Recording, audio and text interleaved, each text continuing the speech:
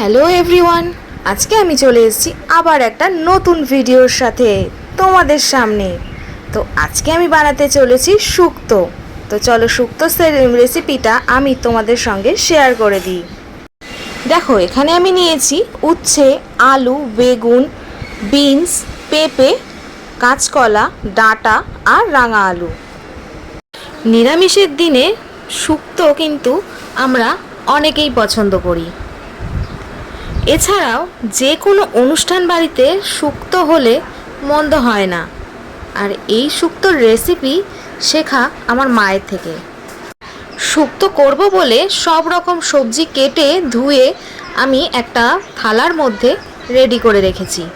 আর বাটিতে নিয়ে নিয়েছি কিছুটা বড়ি। এই বড়িগুলো আমি এবার একটা কড়াইতে তেল দিয়ে হালকা করে 2-3 মিনিটের মতো ভেজে নেব। বড়ি ভেজে নেওয়ার সময় তেল কিন্তু খুব সামান্য পরিমাণে দিতে হবে, কারণ বড়ি চট করে তেলটা টেনে নেয়।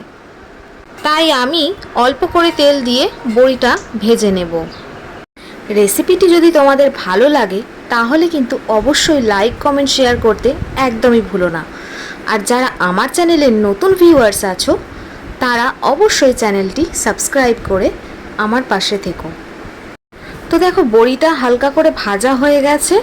এবার কড়াইতে তেল দেব আর তারপরে একে একে সবজিগুলো ভেজে নেব।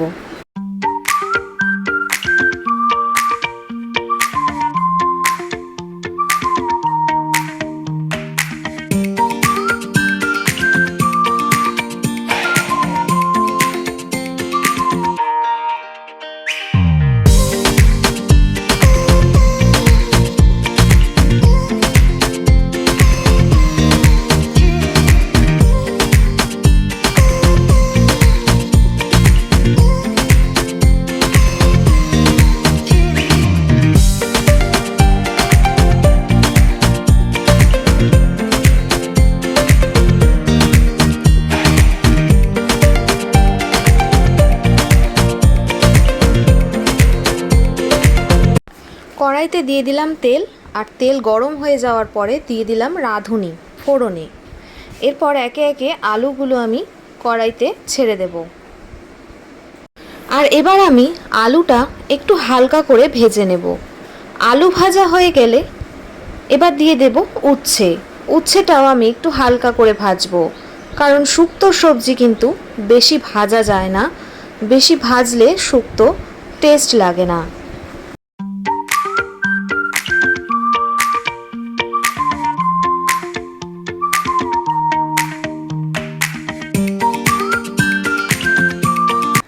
আলু আর উচ্ছে ভেজে নেওয়ার পরে এবার আমি দিয়ে দিলাম রাঙা আলু, তারপর দিলাম বেগুন, আর এরপর দিয়ে দেবো বিনস, আর দেব কাঁচকলা, পেঁপে হালকা করে একটু ভেজে নেব। ডাঁটা আমি আলাদা করে সরিয়ে রেখেছি। এই সবজির সঙ্গে আমি ভাজবো না, ডাঁটা ভাজলে তেতো হয়ে যায়। তো যে কারণে আমি ডাঁটা না ভেজেই রান্না করব। সব সবজি একটু ভাজা করে নিয়েছি। আর এরপরে দিয়ে দেব আদা বাটা 1 টেবিল চামচ। আদা বাটা দিয়ে একটু ভালো করে নাড়াচাড়া করে নেব।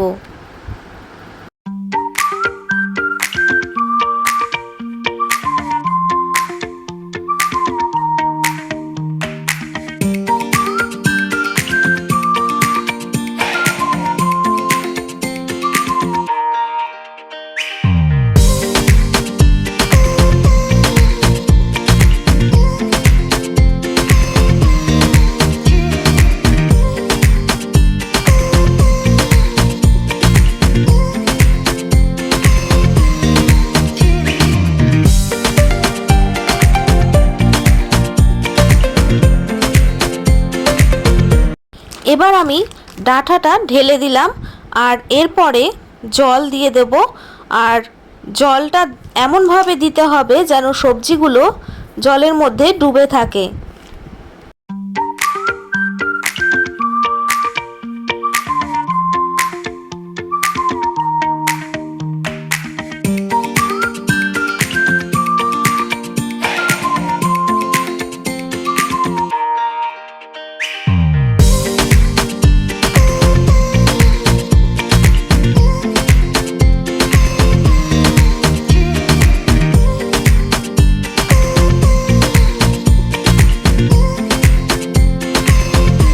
এবার আমি বড়িটা জলের মধ্যে ছেড়ে দিলাম।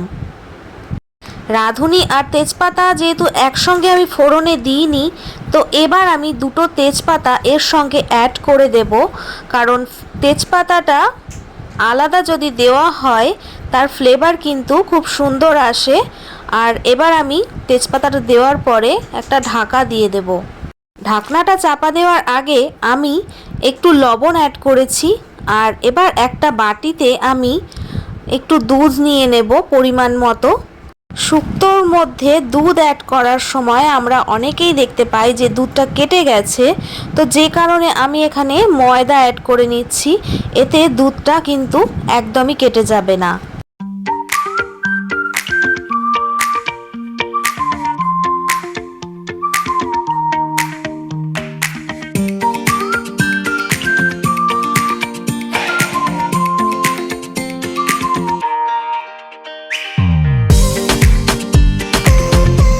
শুক্তোর জন্য তো আমি লিকুইড দুধ নিয়েই ছিলাম, আর এখন আমি ওই লিকুইড দুধের সঙ্গে আমুলি আর পাউডার দুধ অ্যাড করলাম। এতে করে টেস্ট কিন্তু দ্বিগুণ হয়ে যাবে।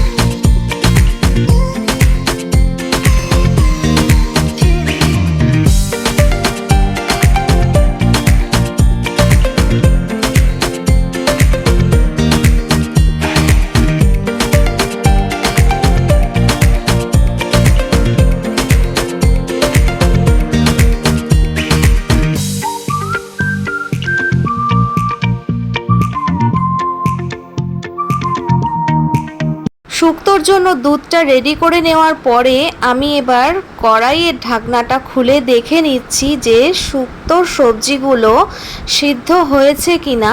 আর তারপরে আমি কিন্তু দুধটা অ্যাড করে দেব।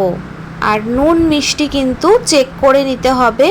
শুক্তোটা যেহেতু তেতো হয়, একটু মিষ্টি হলে বেশি ভালো লাগে।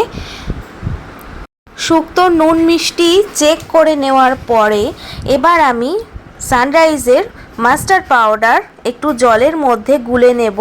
এটা কিন্তু প্লেন জল, কোনো রকম গরম জল আমি দিইনি। আর গুলে নেওয়ার পরে আমি ঢেলে দেব এটা শুক্তোর মধ্যে।